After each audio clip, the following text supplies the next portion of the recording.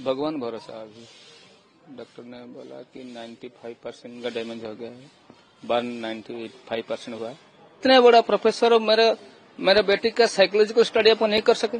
मैं शुक्रगुजार हूँ उस लड़के का जिसका कॉलेज में पढ़ता था, जो मेरे बेटी को अभी तक बचा के रखा है। इस लड़के के वजह से हमको ऐसे बताया जैसे ही कुछ नहीं हुआ, हम ठीक कर देंगे, हमारा ट्रस्ट लीजिए, सब कुछ ऐसे बताया। वो 90% बॉडी डैमेज हुआ है, बर्न हुआ है, तो थोड़ा क्रिटिकल थोड़ा बोल रहे थे। फिर भी वो लोग कोशिश कर रहे हैं, इन्वेस्टिगेशन ट्रू राइट वे में होता, और जो विक्टिम है उसका फोर में जब जाता तो आज ये दिन देखना नहीं पड़ता मेरे को बोली कि ऐसे ऐसे सेक्सुअल हरासमेंट बोल रहा है, वो फेल कर देने के बारे में बता रहे थे मेरे को। आपका बेटी ने कंप्लेन किए थे, फिर भी बहुत दिन पहले कंप्लेन किए थे, एक्शन नहीं हुआ, और अभी इनकी स्वास्थ्य अवस्था कैसी है? भगवान भरोसा। अभी डॉक्टर ने बोला कि 95% का डैमेज हो गया है, बर्न 95% हुआ है।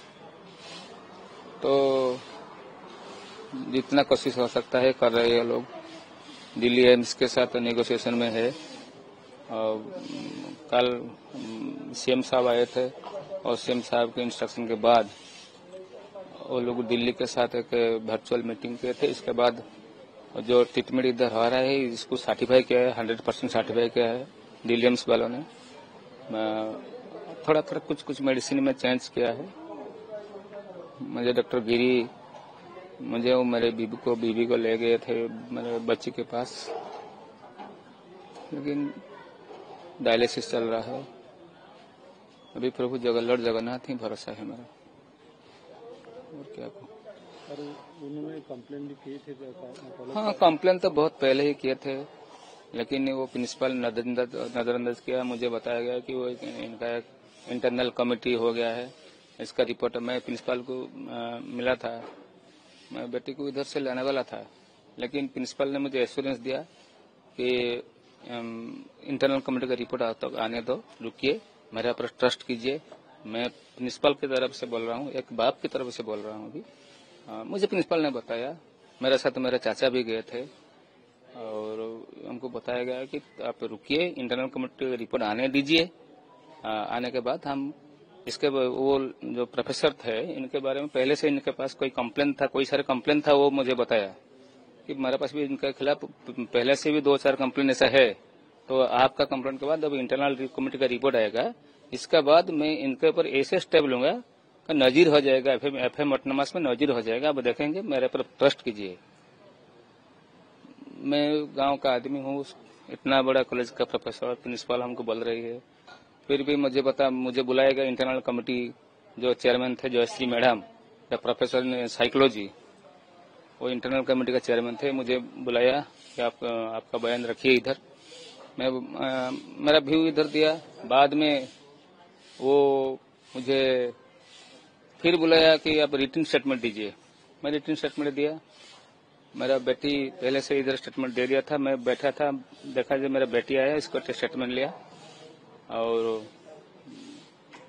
स्टेटमेंट में मुझे कुछ इधर उधर लगा। बाद में मैं प्रिंसिपल को मिला। प्रिंसिपल बोला जो भी रिपोर्ट आने दीजिए, मैं इसके बाद स्टेप लूंगा।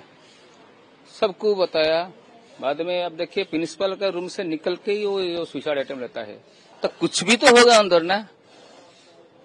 मेरा तो मन में यही एक चलता है, इतने बड़ा प्रोफेसर और मेरे बेटी का साइकोलॉजिकल स्टडी अपन नहीं कर सके। मुझे बुलाएगा, मेरा बेटा इधर ही रहता है, 2-4 मिनट का बात है, वो फोन कर देगा कि आपका बेटी का हालत, मेंटल हालत अच्छा नहीं है, आप आइए, इसको ले जाइए, ऐसे बोला होगा। कुछ नहीं किया। इसका रूम से सामने वो सुसाइड अटेम्प्ट लिया। इसका सारे स्टाफ देख रहे हैं, भाग जाते हैं। मैं शुक्रगुजार हूँ उस लड़के का जिसका कॉलेज में पढ़ता था, जो मेरे बेटी को अभी तक बचा के रखा है। इस लड़के के वजह से, उस लड़के का मैं बहुत शुक्रगुजार हूँ।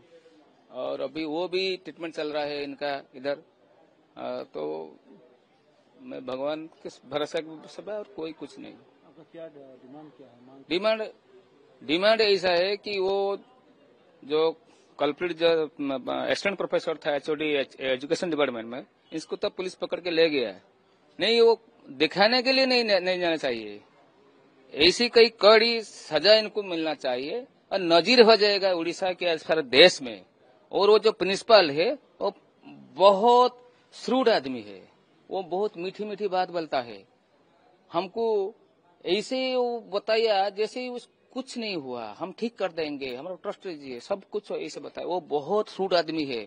अभी आपने देखा होगा जो मेरा बेटे का ऐसे हालत के इंसिडेंट के बाद वो जो बाइट दिया, कितना सीधा साधा बोल दिया है, कुछ जैसे कुछ नहीं हुआ है, जैसे कुछ। आज सारा देश में only not in my state, all over India, सारे भारत में वो इसके लिए बहुत बहुत क्या हो रहा है आप लोग को मालूम है। फिर भी वो कहता है वो ऐसे हो गया, ऐसे हो गया। तो इनको भी सजा मिलना चाहिए, सिर्फ इनको नहीं, इस कॉलेज में भी, सिर्फ इस कॉलेज में नहीं, उड़ीसा के सब कॉलेज में ऐसा काउंसलिंग होना चाहिए। जिधर भी ऐसा है कड़ी से कड़ी सजा व्यवस्था होना चाहिए, जैसे कोई भी सपने में भी सोच नहीं सकते हैं जो दोबारा हम ऐसे करें। ये मेरा बहन है, जो इंसिडेंट हुआ है वो मेरा बहन है। अब उनकी स्वास्थ्य अवस्था कैसे है और क्या एक्चुअली घटना घटी थी, क्या कंप्लेन हुई थी? एक्चुअली अभी तो स्वास्थ्य अवस्था थोड़ा संकटापन है, थोड़ा क्रूशियल मोमेंट में हो रहा है।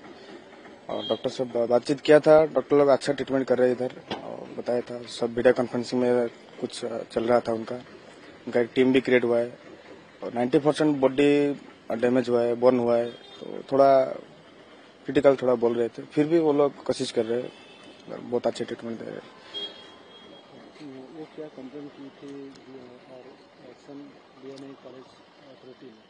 हाँ, चलिए वो मेरे को तो 15 दिन पहले वो जब फोन आया था, मैं कॉलेज गया था, पापा ने फोन किया था मेरे को, कॉलेज गया था। कॉलेज जाके देखा तो 5-6 घंटे उधर कुछ पहले से, मैं जब पहुंचा उससे 5-6 घंटे पहले बातचीत चल रहा था। वो स्टूडेंट लोग जाके उधर प्रोटेस्ट कर रहे थे, उनको पूछ रहे थे क्यों आप कुछ एक्शन नहीं ले रहे।